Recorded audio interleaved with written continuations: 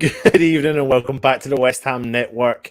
And Wolves will be bidding to bounce back from Thursday's last gasp attempt at winning the game when they got defeated at Arsenal, when they travelled to the fellow top four contenders, West Ham, on Sunday afternoon. West Ham, who are currently Wolves, who are currently sit seventh in the league, are only 2 points behind West Ham, who are in sixth place currently, who have only played one more game than our opponents this week. Matt, Wolverhampton Wanderers, mate, how are you feeling about it? It's all of a sudden become a very big game, hasn't it? All of a sudden it's become a big game. You can say that again, mate. Ridiculous how this is. It's not ridiculous, but, you know, when you think back to how we were, 7 points behind Arsenal, and now find ourselves, you know, we closed that gap, and then bang, we're back in the same situation again. Not 7 points, but we find ourselves kind of going back down the way again. But yeah, this makes for this game to be even more intentionally, doesn't it? Well, I mean, we've had some ropey form recently. We went on a spell of good form, and then Brown Christmas dropped off. Then we sort of picked up again, getting points without playing well. And then Wolves have quietly gone about their business. You know, everyone's been talking about these teams fighting it out for the top 6 and 4th place. Yeah. Wolves have never really been in the conversation. No. But credit to Bruno Lage, is that we're pronouncing it? Yep. He came in at the start of the season. They didn't look particularly great, but he was implementing his own philosophy and style. Well, and the thing is, though, he's well, I'll tell you what, then, before we get started, it's none other than let's talk about the opposition, let's talk about Wolves.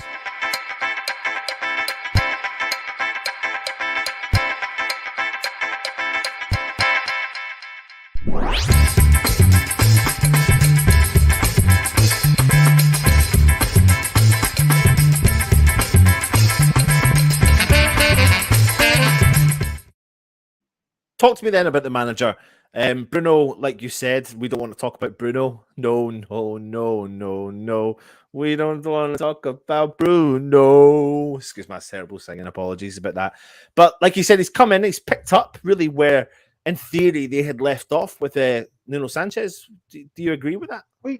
Yeah, as I said, they had a slow sort of a slow start, didn't they? And people were a bit like, "Oh, is he any better?" But you know, he's not rushed it. He's taken his time. He's implemented the playing style for him. You know, he's made transfers.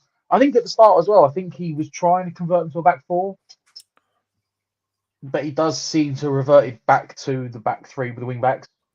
Yeah. Which is what really Nuno put in during his period there. I've had some big injuries.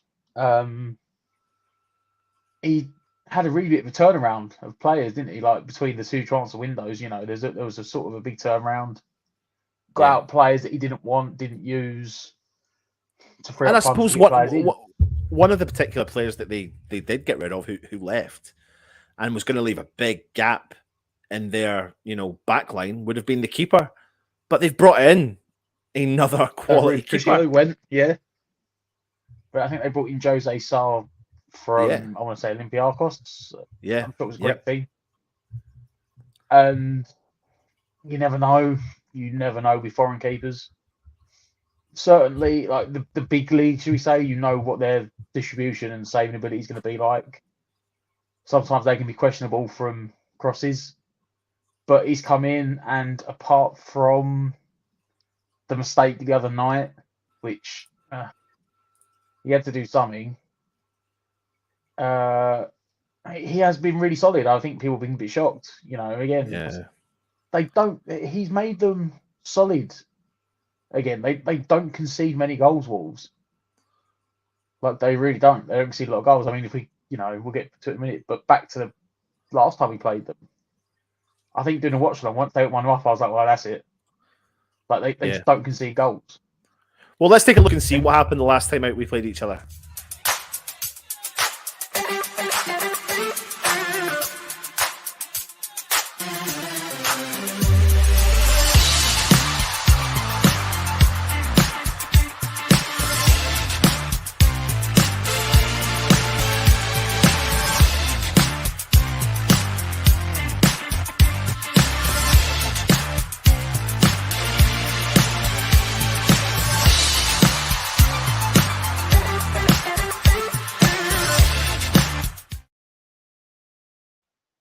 That man Jimenez stepped up again, and I know as of late he's been kind of getting dug out a lot by a lot of the Wolves fans just now, but he is only scored. He scored 5 goals against Everton and Southampton in the league, and that's one more than the amount of goals he scored against West Ham. He does like a goal against West Ham, but we all know what he is capable of doing in this day. But he isn't on form, and sometimes you feel like when a player is not in form that you really want to come up against West Ham. Really, what do you think of Jimenez? Yeah, he had that horrible injury last season. It might take him a while to get back to what he was, because what he was a phenomenal player. But even if you go back and look at that goal he scored against us earlier in the season, the ability's still there. Maybe it's more mental issues at the moment. Yeah, because it would take a long time to get over that, and then you're worried, if I go in for this header, am I going to get hurt again? So maybe it's going to take him a while to get over some of the mental obstructions in his game. But there's no denying, I said the finish gets dust. There's a fantastic finisher there. We know that. He's a guy that's physical as well. I'm sure he's a guy that, especially before he got injured, Moyes would love to have in his team because of the way he plays. I think he. And that's the thing, though. I think at the time we brought in Chicharito and Wolves brought in Jimenez, and we were linked to both players, but at the time we were absolutely buzzing about Chicharito. But the funny thing is, the style of play is more suited to a Jimenez style player than it would be to the P in the box, Little P, sorry, P in the box, Fox in the box. And he has hold up play, he can occupy defenders. He's someone that when he's on form you don't like playing against. And like you said, the difference is between him and Antonio. Because Antonio's got the pace and power. He's probably quicker than Jimenez. Yeah. And he can occupy defenders, but Jimenez is a natural finisher. He's got that ability to just find the back of the net. So yeah, he might be off form, but like you said, sometimes that's when you need to get one of your guys you love scoring against, and you said we're up there with the 3 teams you like scoring against the most. So it won't be an easy one. I suppose the only blessing you can say is that one Mr. Traore left in January. Yeah, absolutely, absolutely. And the thing is, when he left, they kind of hit a bit of form with him. He was starting to find himself in a bit of form. And but the thing is, though, mate, they are sniffing around. You know, I said it. I done a bit of a preview for Talking Wolves earlier on. Sent it in my video, and I just said that they've been kind of working quietly behind the scenes, working away at getting results here, there, and everywhere. Everyone else has been talking about other clubs, and suddenly they find themselves right up there in the mix of it now. And a victory for Wolves tomorrow can catapult them ahead of in front of West Ham. But equally, though, a victory for West Ham can open that gap up again a little bit and give us a little bit more breathing space, which makes the game such an important game for both clubs, and could easily have both teams fully on edge tomorrow. If it's definitely got that It's potential, going to be a doesn't it? game. Yeah. And I fear if they score first, I'll just, I did watch the game the other night between themselves and Arsenal, and they are a very, very good team. I know they lost in the end, but Yeah. they went ahead early, and for 70 minutes, Arsenal just could not break it. Even to the point of like just throwing bodies in front of shots, that putting themselves on the bodies on the line. They've become a very good, probably Moyes style team. Everyone behind the ball, breaking the counter, do what you can when you can. In the end, Arsenal's banging on the door for so long did take a toll. They scored one good goal, and then last kick of the game in injury time, they scored a very fortuitous own goal. Yeah.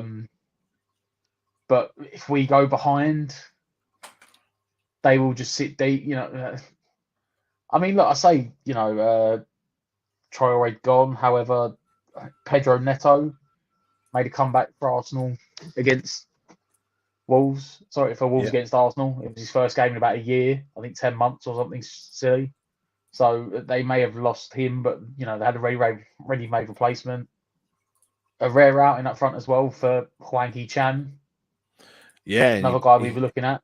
Another guy definitely. that's good at occupying defenders, holding the ball up. Tricky, got a bit of pace about him. Another guy we could have done with.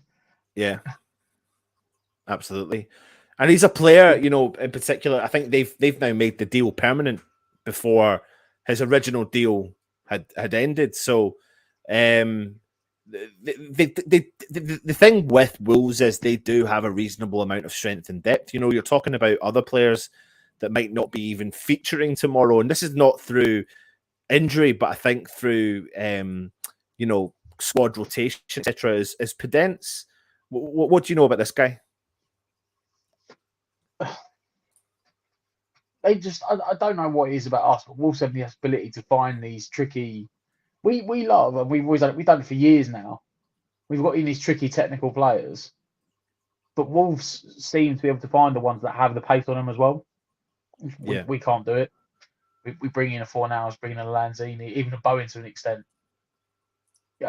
Podence is really stepped up to replace Jota when he went to Liverpool.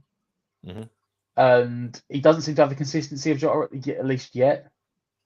But he's a young guy, likes to cut in off the wing. He's got skill about him. Again, he's got a good finish on him.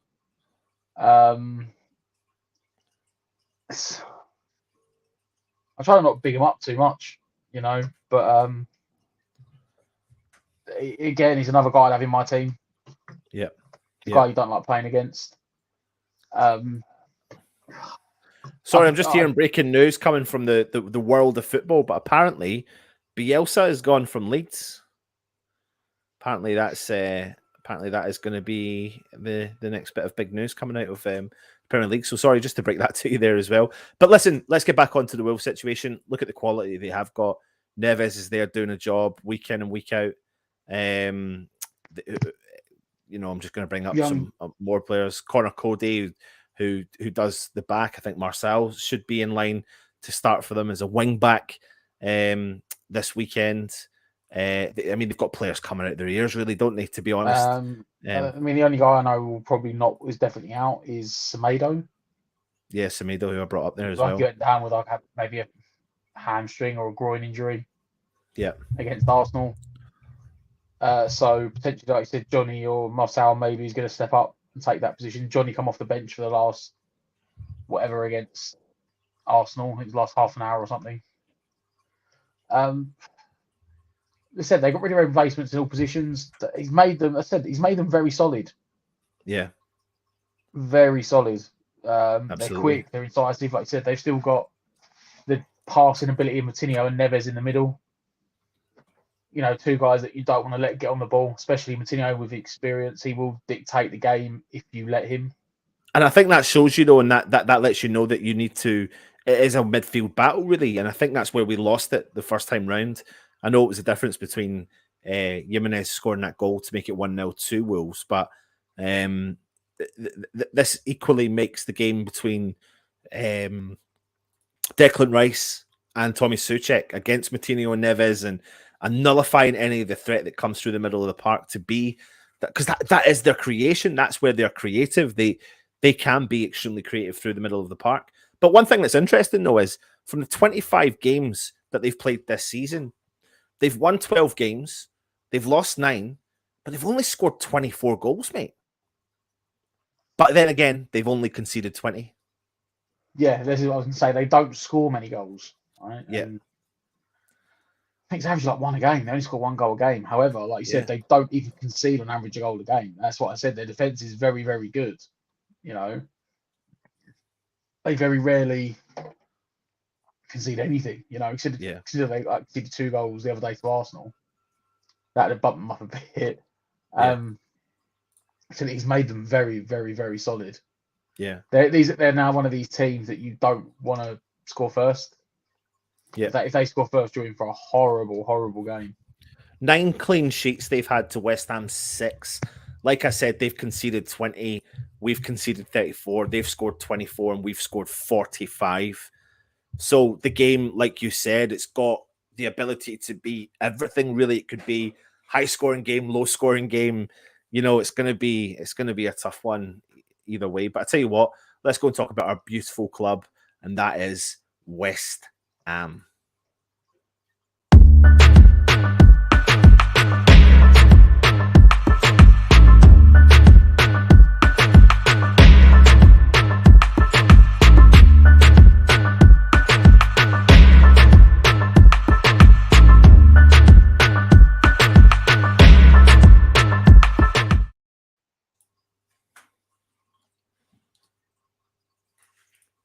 So let's get on to West Ham, mate, and we'll go see what the boss had to say in his press conference. I did do the press conference show yesterday.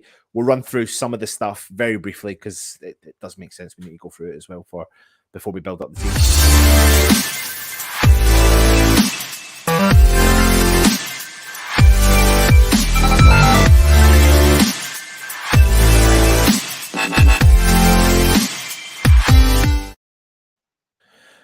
So he was a busy man, and obviously with everything that's going on in the world, some of the main topics of conversation was related to the kind of Ukraine situation, because obviously we've got Yarmolenko in the team. He was asked about how Yarmolenko is, and Moyes did go on and say he's not in a really good place at the moment, so we've given him a few days off. We'll certainly help him. It's a really difficult time for him and his family, and we respect that. I spoke with him on Thursday, and he was upset, rightly so. We hope everything goes well and his family members keep safe. We're all saddened by it. We've just come out of the pandemic, and the last thing you want is anything close to a world war. And we agree with the sentiments that what David Moyes and West Ham have said, and every humanitarian in the world is saying as well. We wish everyone to be safe, well, and always, and no need for any wars and stuff like that. Don't want to get political in this stream anyway, but we wish all the Ukrainians and Yarmolenko and everyone around there all the safety and fingers crossed, and God willing, we can get everything back to normal as soon as we possibly can. So we know he's obviously going to be out of the game. We'll touch briefly on the Europa League. He spoke about the Europa League. Sevilla, West Ham have pulled out are they the all-time record of the Europa League UEFA Cup? I mean, they're going for their 7th win. 6 times. Won it 6 times, and they won, I think, about 4 of them in the last decade. But 2014, 2015, 2016, I think 3 years in a row. Yeah, something like that as well. So I'm, the bigger they come, the harder they fall. The way I look at it, to be honest with you, Matt. I think they're second in La Liga. La Liga. Yeah, they are. But that doesn't bother me, mate. I want the bigger they come, the harder they fall. And the big man's going, mate. The big man is going. I've got my tickets. Well, the tickets aren't out yet, but I've got my plane tickets. I've got my accommodation booked, and I'm pretty confident I've got my tickets sorted as well. So I'm looking forward to that day. So that'll be an interesting one. So he did speak about the Europa League, but we won't go into that as well. He spoke about other teams as well, but he talks about the Premier League position. He says, we're pleased we're unbeaten 4 games at this moment in time. We'd like to have got more wins, but we're still in a good place overall, and we hope also we'll be in a good place come the end of the season. And he's right, mate. It depends on how you look at this, though. You know, we haven't been beaten in 4 games, and we haven't played well in the 4 games. Our form hasn't been well even from before that, but we still are unbeaten in 4. And then people will say, yeah, but you were lucky to get through Kidderminster, but then you were lucky to get through Watford. But I don't think we can bat an eyelid against the draw away to Leicester. Maybe we could bat an eyelid at the result against Newcastle. However, they were on 3 wins in a row. We nullified that winning streak, and then they go ahead and win again today. So Newcastle are no one to be looked at really disrespectfully. They are one of the informed teams of the league right now, Newcastle. Yeah, absolutely. So, you know, Wolves are the informed team as well, and I'm not trying to say I accept a draw. I'm just trying to say that, you know, a draw's, it keeps you there or thereabouts. It's not ideal, but we're at the results end of the season. But he's right about what he says, though, isn't he? About the position of where we are in the league and how we keep sticking where we are in the league, you know? Well, look, I think anywhere probably up to 7th. Yeah. It'll still be a good season. 8th would be slightly disappointing. Yeah. I think 8th misses you out on Europe altogether. I think 7th will probably again be Europa Conference. I mean, it's Chelsea, Liverpool in the final, and they're both tomorrow, and they're both going to be up there. So I think that dictates that goes to the league anyway. So 7th will get you somewhere in Europe, and look, it's still been a fantastic season. Again, like, you know, it's when was the last time we went 2 years in a row without having to talk about a relegation battle? And I think that's funny how quickly we forget that as fans as well. Very quickly we forget about that as fans. And I think that's where I know the mindset of fans going, oh, well, we should have strength and depth, blah, blah, blah, but we don't, and we're going to be playing, you know, with what we've got, and that's really it, down to a nutshell. But he goes on and talks about the team news. He says, we're doing okay.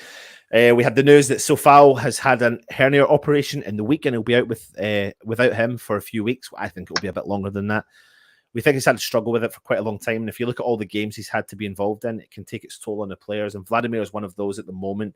Other than that, Angelo Ogbono had an ACL, and we're managing Arthur Masuaku's knee injury. However, an embargoed part of the press conference, which wasn't mentioned in my press conference show yesterday, was the fact that Fredericks has picked up a calf injury, and Fredericks will be missing for the game against Wolves. However, I don't think that will massively have such an impact. And, you know, suddenly going from 3 right backs to only 1 right back as it stands. But it's the right back you probably would be wanting to play with anyway, is it not? Yeah, it's probably like it is. It's the one that, well, it was probably the one that was going to be in line. I reckon was in line to play anyway. Yeah. You know, if we go back to it, Sufal played the Leicester game, had an absolute stinker, and Fredericks come on for the last half an hour. Then we went to the Newcastle game. Fredericks started. Sufal was nowhere to be seen, so maybe they'd already had the surgery by then. Maybe they knew about the injury because he wasn't in the squad at all. He didn't have the best of times in the first half, and Johnson come in.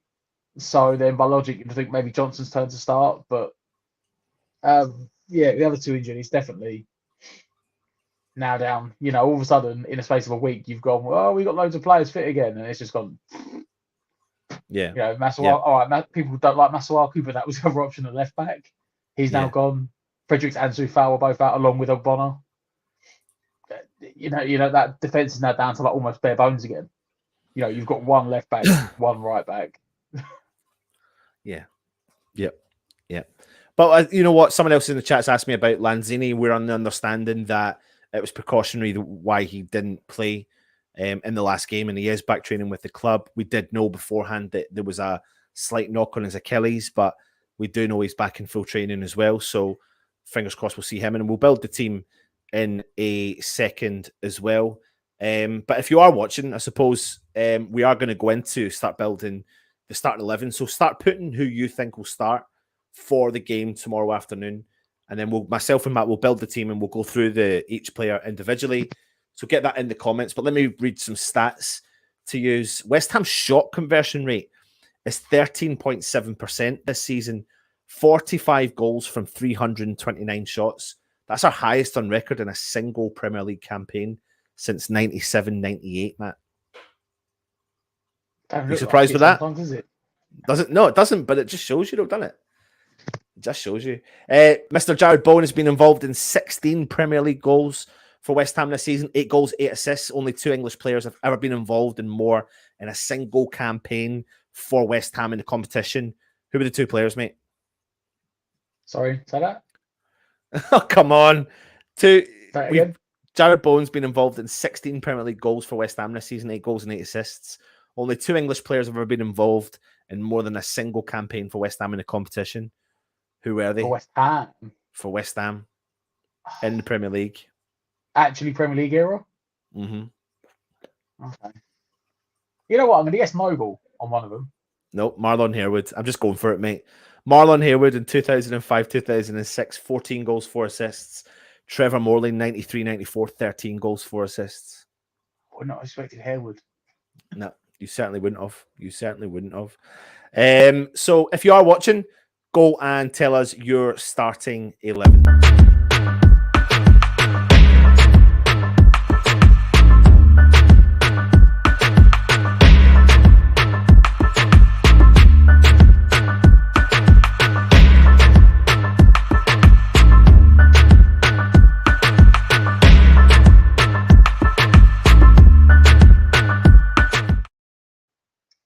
So, Mr. Matt Flack, Stato Man, it is time for us to build our starting 11. I'm trying to get the screen to actually load up. For some reason, it's taking so bloody long. And I've got a whole new setup, Matt, as well. I've got a whole new setup, and I don't know how I feel about it. It's taking me a little bit. I've got a microphone right sitting in front of me, and it's the time I move my hand, I'm knocking it off. I'm doing stuff, and it's doing my bloody head in, but nothing else out, mate. I might have what the rappers do and put the microphone up over the top and have it here so it's not in my way, etc. Right. There's loads of people in the chat. Matt, can you jump through the chat while I get this set up, please, mate? You don't have to go through the top. You can just start from the bottom. The bottom. Jimenez both got sacked. I was trying to look this up quickly, actually, so I was jump to this while you're doing that. Apparently, he's mutually agreed to part ways after only going on record a couple of days ago saying he wouldn't quit. Nothing's officially been announced, but now like everyone is reporting it. Which, you know what? In fairness, I mean, oh yeah, it's fantastic he plays this great attacking football, but they've conceded 19 goals in 5 games. Over the last 4 games, I think they've conceded a goal every 19 minutes. You know, I think everyone won the last 10, and of course, that was against us. Like, Jack Harrison hasn't scored again since he scored a hat-trick against us. Yeah. But you know what? They're in the relegation battle. They are firmly in that relegation battle. Well, I think today a lot of teams got dragged into it because Newcastle won again. You know, I think a month ago, Christmas, 2 months, people were saying Newcastle were down. Newcastle today sit above Brentford, Leeds, and Everton. Yep. Right, Leeds let's get on 2 to points above the bottom 3. So Yep, absolutely, mate. Let's get on to our starting 11, though. This is not a Leeds podcast, Matt, is it? No, this is just everything. Yeah, this is everything, mate. Fabianski in goal. No point in trying to change that. No. Your voice sounds a bit different, though. Are you back to thinking something should change? I mean, I'm seeing a lot of stuff. I still want something to change. I still want something to change. I've just reluctantly given up on him pushing it. Right. Okay. In the chat, do you think it's time? I mean, I've seen a lot of people potentially saying that this could be the game because a lot of people think that the formation may change for this game, and this is what I'll bring to you, Matt. Do you see the formation changing for this game? Because if memory serves us right, Project Restart, or was it Project Restart? I can't remember. Or just after Project Restart when we played Wolves and Leicester consecutively. That was when we went to the 5 at the back. So literally like 3 days ago, I would have said yes. I now say we don't have the players to do it. Right. Okay. So let's go with left back then. There's no point in trying to even remotely sit there and think about anyone else. Creswell goes in there. Yeah. Yep. Zuma. Yeah.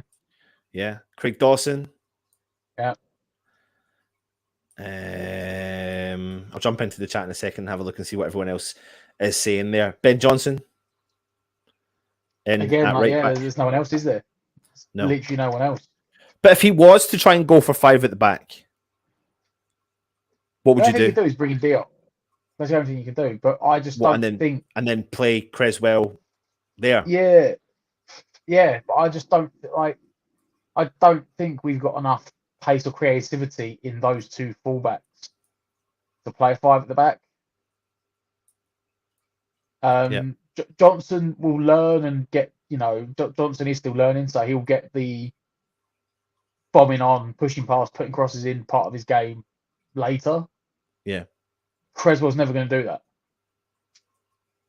So for me, if you're going to play back 5, Creswell has to be sitting on the left hand of that back 3. Yeah. But then who do you play at left wing back? Yeah, absolutely. I mean, I saw a comment from Moyes about not like really many kids aren't going to get a chance between now and the end of the season. So he's not going to say that and then like go and play long jello. No. So I just don't think we have the squad to do. Like as I said, you know what? If Soufal or Fredericks was fit, you could put them one side, maybe Johnson the other. If Masuaku was fit, you could put him that side as the left wing back because that's like really the only position he actually fits. But no, that for me is far too slow and defensive. Let me go through some of the comments here. Freno was saying Fab, Zuma, Dawson, Krez, and Johnson. I'm not going to go through any of the other players just now. Freno, just because obviously we're talking about the defenders. Let me jump here. Vinay is saying he wants Areola to start. He's better distribution. We'll go on about the rest in a minute. Lawrence is saying he wants Fabs, Creswell, Zuma, Dawson, Johnson, which is what we've got here. Desjardins Litalek is saying please drop Fabianski. Paul Evans is saying news is we're trying something different. 6-pointer tomorrow. Areola needs to start. Mark Alexander saying Areola, Crez, Zuma, Dawson, Johnson. Would go for a 4-3-3. Have to match Wolves in the midfield. Steve Bell said Fab, Johnson, Zuma, Dawson, and Crezi. Vinay saying nothing will change. We'll see a tired and jaded Antonio as a lone striker. That small boy in the Rose Z, one of his shots. Jesus. Fab, Creswell, Zuma, Dawson, and Johnson from Adam Cook. Paul Chambers is saying he'd like to see Areola quicker thinking with distribution. Glenn Marshall is saying Areola has to start, get attacks moving faster. So there you go. There you go. A lot of people are already predicting some big changes, but I mean, I'm going to stick with this. I think there might be a few changes tomorrow, but this is where I might stick with which is what I think the back four will stick. I don't think he'll change the back 4. Yeah. Right, let's get into the midfield then, mate. Declan Rice and Tommy Soucek. I mean, a lot of people are calling for Soucek to get a rest, but it's not for me, mate. It's really, really not for me. I think people are a bit disgruntled by the fact that he's not getting as many goals. However, what I think you may see in this game tomorrow is maybe a little bit of the Soucek and Declan Rice of last season. So I think he may get Declan Rice to sit, allowing Soucek to kind of go a little bit further forward. Well, see, I've got this playing the midfield 3. Right, okay. Keep them 2 where they are. Put him back. Put Rice back. Where there? Deeper than Soucek. Yeah. So I had Rice sitting, and Soucek, and Fornals either side of it. Really? Yeah. Wow. Okay, let me bring him out. Where is he? There he is. Fornals, you come out here. I think. Okay, go on. Talk to us about it then. Moyes has alluded to, and some of the players have alluded to, they've been trying something different in training. Now, we know it's probably not going to be a back 5 because we haven't got the players to do it. And we've been playing a 4-2-3-1 for a long time, and teams are running through us scoring goals. So first things make the midfield more solid. If you already got Rice and Souček in there, you need to add someone else in. Unless it's going to be Crow, but I don't think Crow exists in Moyes' mind. No, it doesn't Crow's at seem the to bottom be. of a black hole somewhere. Unless it's Noble. It's been done before. But I'm trying to think of someone that's got the pace and the trickery to get up and down. Yeah. I think Fornals can play that role really well. But to be honest, though, I mean, he can start with that. And if it doesn't work out, it's not hard to change it back to a 4-2-3-1, is it? Lawrence is saying no way, Matt. But I think the reason why Matt is maybe going down this route or looking at other routes is because we've kind of been hinted at that we might see some changes. We don't think that might be a dramatic amount of players, but it could be down to a different system that's in play as well. I mean, I don't think it will be Mark Noble, to be honest. However, these three players, in my opinion, probably will play, but I'm not so sure it will be in that way. To be honest, Matt, I think the changes we'll see will be so subtle that we might not even think there may be changes unless there's physical player changes. But that's why I said Fornals, because if Fornals sits in the middle, yeah, then you may not notice it. It may sometimes still look like a 4-2-3-1. Yeah, but then what you've got, you may see Fornals drop deeper and make it into a 3 in the midfield when we're playing defensive. Yeah, but I do think that I think it's just going to be a simple tactical maneuver, again, which is I've just said we're getting overrun in midfield, and now you're trying to put Souček further up the pitch. Yeah, that doesn't strengthen us. That makes us worse. Well, no, it does, because then this man, in theory, sits here and does that. I mean, that's my only thing. Yeah, but it was last year. It was last year. Yeah, when teams hadn't figured us out. The Wolves play a 3-4-3. So already you've got 3 against 4 at the back. Right? Right, so let's they bomb on the wings as well. So let's do the only thing could be a flat 4-4-2 or a 4-5-1. Let's do what you're suggesting. I don't know. The reason I said them 3 is because if you don't want to play that, he can just go to the cam. I get it. Go back to 4-2-3-1. Right. Who's next then? Bowen out on the right.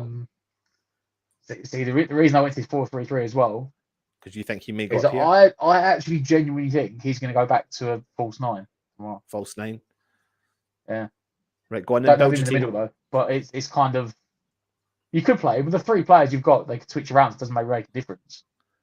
Okay. I've gone Bowen, Benny, and Vlasic. Okay.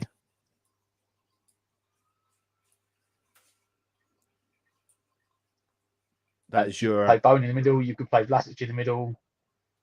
You can play Benny in the middle. I think if Moyes is going to do something like different, that's not going to be entirely against the grain, it'll be something like that.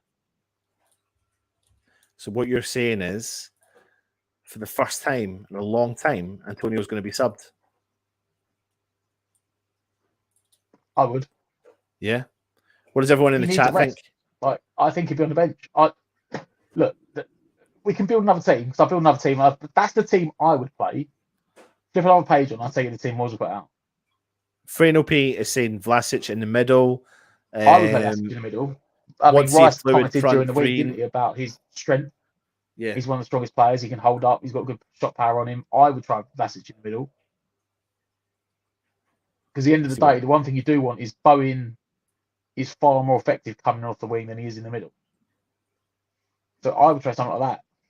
Yeah. If you're going to go for something, because at the end of the day, that's not a solid 3 anyway, is it? That is a fluid. Everyone rotates throughout, like we saw when we done the false 9 when Lingard come in. Yeah. They all flip round and take turns up the middle. They all take turns on the wing. Well, Mark Alexander here saying Ben Rama should be in the centre, but then there's someone else down here, Freno, saying Vlasic should be in the middle. Paul Evans has said, Souček has said they were really excited with changes they have made. Josh Henry is saying, I'd love Vlasic to start, but don't think he will. Noble could push Rice forwards. Vlasic could well be the answer.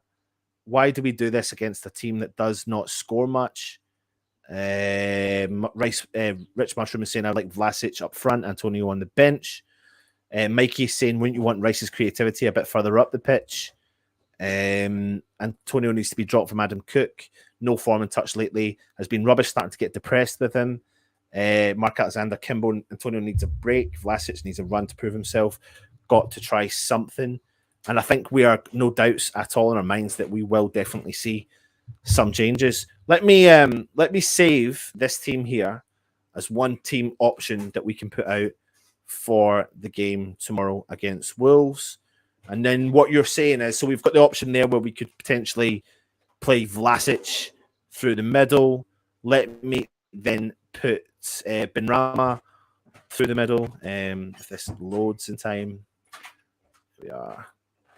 And that gives people a kind of another option as what we can look at. But I mean, each team we're putting out here now, Matt, is literally all avoiding Antonio, giving him the rest that potentially people are saying. The only other way you do it is, I think Vlasic will get a run out. I've got a sneaky feeling. Well, can I make? But hold on, though. Before you even go there, let me kind of play a bit with this for a little bit, right? So, if you put Rice and Souček in their natural born position that we expect, then let me see where we are. Lanzini. Let me just have a little cheeky look here where we're at with this. Many players is that? Don't even know how many players that is. You're one short at the moment. Am I one short there? Yeah. So that would be. I've got lost here now. Sorry. Now, remember that Lanzini can play in that deep lying midfield role there. And this could be either Fornals or Benny. Yeah. As well. And that's an option. That works the same way that I was saying with Fornals. Yeah. Because if you go for the midfield three with either Lanzini or Fornals, you can make it a midfield three. And then if you'll say, actually, we need someone a bit further forward, they will naturally say to them, right, bomb them a bit, push into the gap, and you make it a 4-2-3-1. Or Josh Henry saying Vlasic up front with Antonio. 4-4-2. Yeah. Mate, I mean that could be an exciting change. Look and see what that looks like. So if we're putting Antonio up top and you're giving Vlasic, making him his partner, you've got Bowen out on the right. Who's the player that misses out? Lanzini or Fornals? Lanzini. I would say for the wing, Lanzini. Yeah. What does everyone think of that option there? I'd say that. Yeah. Another option for us. I mean, it's a good point. But yeah, Richmond you must have liked the one I put on there. We'll have a look at that as well. Joan, we're hearing that he's back in full training as well. So it'll be interesting to see if he's available to make the game. I think he will be there or thereabouts. And I think if he is, that gives us options off the bench. I mean, you could be not putting Fornals in there. You could put Benrahma in there. There are several changes you definitely can make. Let me jump through the comments and see what everyone else says. Mark Redmond, your manager will stick with what he knows, 4-2-3-1. And there you go, mate. He probably will. He'll probably go with the same team and the same formation we've seen week in and week out. Vinay saying replace Souček with Noble. Jonas saying Lawrence, two strikers is the way. Josh Henry, 4-4-2. You've said that. That's one we've done. I can see Bowen and Mickey Antonio 9 up front as well. What do you think of that? Even that team you put up, you can just swap Bowen and Vlasic around. Bowen, Vlasic there, yeah. I mean, that could be. But the only thing I would say about that is that Bowen has quite clearly said in the mainstream media that his favourite position is out on the right. And that's where he's getting most of the luck as well. Freno saying Mickey plays, he is a striker and he needs goals. Zach is saying Souček needs a rest, play Lanzini and Fornals in front of Rice. Henry Layton is saying Souček can't pass the ball, sluggish and doesn't want to win any headers, get him out. Rich Mushroom is saying Vlasic in the middle, Lanzini for Benny and Antonio super subs, which is what we had. So many comments with different opinions there. I mean, on Stojic, I did see a stat on Twitter earlier that since I think it's September 2020 or January 2020, Stojic has played every single league game, 75 games. And out of those 75 games, he's played the full 90 whatever minutes in 71 of them. The guy clearly needs a rest. Like that I would say is in people say he looks sluggish and he's not. He clearly is fatigued. You know, I said for basically the last 2 years, he's played 90 minutes every game apart from 4. The guy obviously needs a break at some point. And obviously, this is the problem when you get national players as well. They don't get a break, do they? No. They go away and that's the duty and carry on playing, then come back and go again. But I suppose you could also levy that on that's why that you need more players in your team. Why you need a big squad. But yeah, he probably does need a rest. I just don't think he's going to get it. No, I don't think he is either. I mean, you can see the difference in opinion in the chat. You've got James Bong saying, I mean, I'm just waiting for Ariel to pull a hammy in training. Paul saying any formations just refreshing to see, need to change as we are too stale. Vinay saying Noble's passing and distribution really helps settle the team. Marcus saying can't play Noble against Wolves midfield, not mobile enough, we'll pass around him for fun. Jonas saying he'll play Diop. Lawrence is saying Noble is way too slow for the Premier League. Josh is saying we just need to change. Playing a 4-2-3-1 week in and week out makes us predictable, and a new setup will be exciting. And I do agree with that sentiment, absolutely, 100%. This is the 4 potential teams that we could see making a change, and that would be the system that Matt was saying, playing 4 with a 3 in the midfield. In theory, it's a kind of 4-1-2-3 false 9, position. You've got Declan Rice sitting a little bit deeper, Suchik in forward, Fornal sitting a little bit further forward, Benny out in the left, Vlasic up as the false 9 with Bowen, and you can interchange those 3 players up the top, which would just top of my head, you could even put Antonio in that team. Yeah. Someone just put a comment in there. Play Antonio on the wing. Yeah, absolutely. Play Antonio instead of Benrahma on that left-hand side. Yep. Since remember we saw that heat map from the Newcastle game, and he spent the entire time on the sideline. Yeah. Why not play a 4-3-3 and play Antonio wide of it? Yep. So if we do that, that means we have Antonio here, Bowen, Vlasic up there. I mean, I don't really know. I mean, it's... And then maybe, Vlasic up top? Yeah. Benny in the hole? Lanzini in the hole? Something like that. Yeah. Where's if he wants to keep dragging out of the ring, why don't you just play him out and put someone else down in the middle? Yeah. Where's Lanzini when you need Lanzini? Oh, he's lost him. He is there. I mean, that could be an option. Is that too many changes? Or I mean, I think every player in each of those positions is I was just going to say is very capable, but it's fresh. What I would say is, even if that is a lot of changes, you've got that solid base of 6 at the back. For all the different formations, all the different changes, every team had the same back 4 and Rice and Souček in it. So yeah, you've got that solid foundation, and then you're just trying to change stuff at the top to make that the other end of the pitch work. Yeah, absolutely. The Hazri saying play Antonio on the right wing like we've done. Noble will get destroyed if he plays.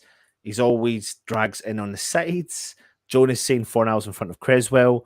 Adam Cook is saying Rice needs to sit back this game if we play like last time. We'll lose Souček to score and get confident again.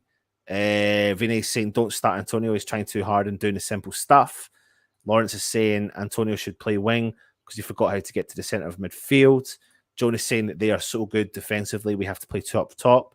Dabs is saying, hold on, why are you playing Antonio on the left? Well, we're not actually, saying that as such. And if you're just joining us, what you'll actually see is we've got so many different teams that he could put out here.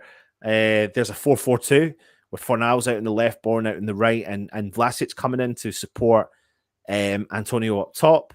You've got 4-3-3 really there with that team, with all the kind of false 9 role. The same here with this one. And then obviously you could look at putting Antonio out on the wing, with Bowen out on the other wing and Vlasic up top, Lanzini supporting, or Benrahma there are so many different options for this game. It's ridiculous. But the fact that we know they've changed something means we can't predict what this team's going to be. No, yeah.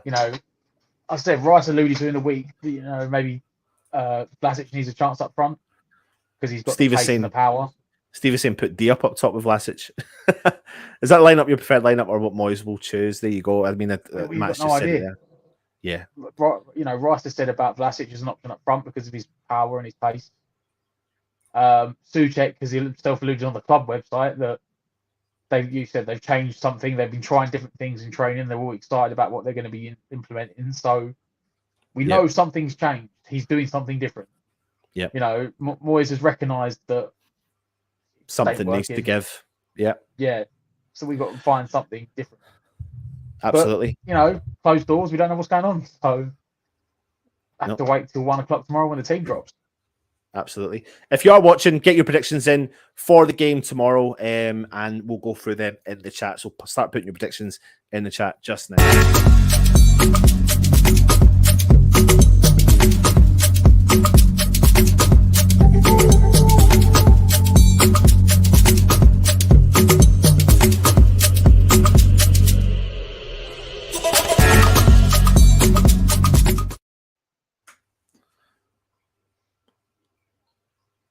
Kickoff tomorrow is, of course, 2 o'clock.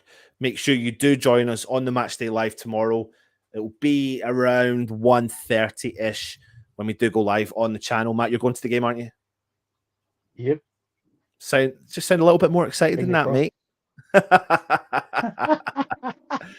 No, like I said, with expected changes in the team or the formation tomorrow, base that on your predictions. So I'll go straight over to you, Matt, and get your predictions in. Go for it.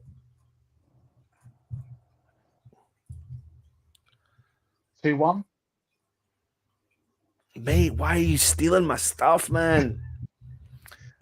I said 2-1 as well. I think it's going to be an edgy game. I do think there'll be goals scored. Wolves will score. We've shown, haven't we? They score on average literally a goal a game. Yeah. We just got to hope that we can go against the average of them not conceding a goal a game and score 2. Yeah, absolutely. And I'm going to join you, mate, and say that as well. I'm going to say 2-1 to West Ham. But, I don't know, mate. It's going to be an exciting game. We're going into a run of games. We've got Wolves tomorrow. Wednesday, we've got Southampton in the FA Cup, followed by travelling to Anfield against an informed Liverpool team. Before, of course, travelling to Seville in Spain. So let me jump through the comments. And Neil saying I like the idea of Vlasic up top. Adam Cook is saying maybe Vlasic in for Souček, but can't play Antonio. For me, not in form. Captain Scarlet, Souček so slow, and passing means we could lose the midfield battle. Played Diop next to Zuma and used Dawson as an impact sub, WHU 58.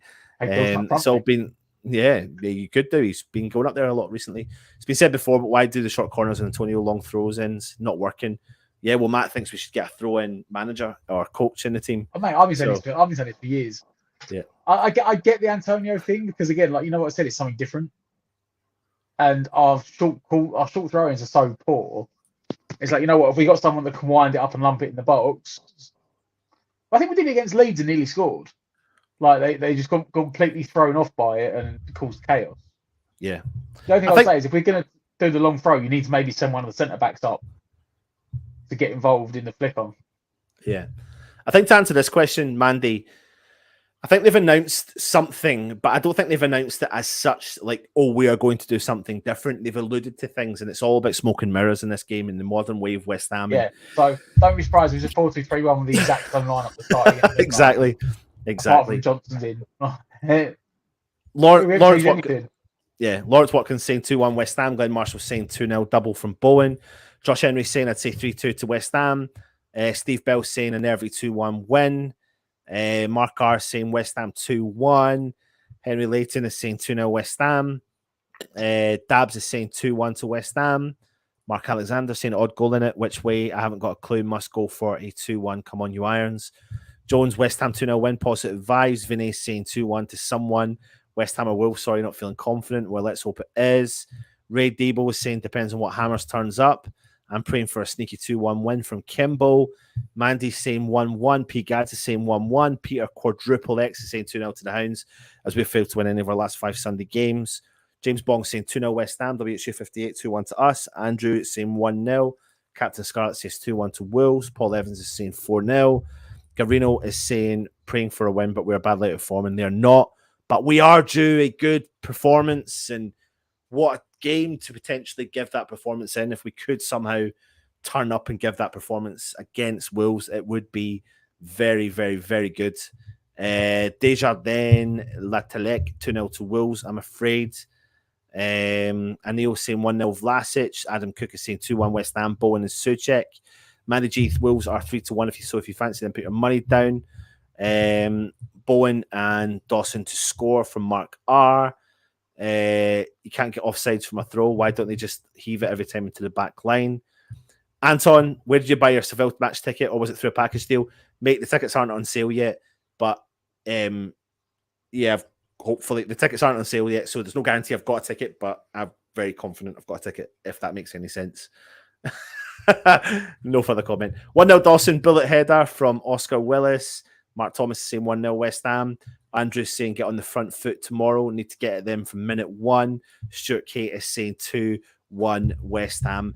If you are new around here, please go make sure you subscribe to the channel. Hit the subscription button. Beside that is the bell notification. Hit the bell notification. You'll get notified when we do have a show coming on. Hit the thumbs up if you do enjoy the content. Hit the thumbs down if you don't. That's just what we do, and that's what you do as well. And we just got to get on with it. Tomorrow we'll be doing the Matchday Live. Like I said, if you hit that bell notification beside the subscribe button, you'll get notified when the show will be going live as well, about half an hour before the kickoff. Matt, who is the Wolves player you fear the most, mate?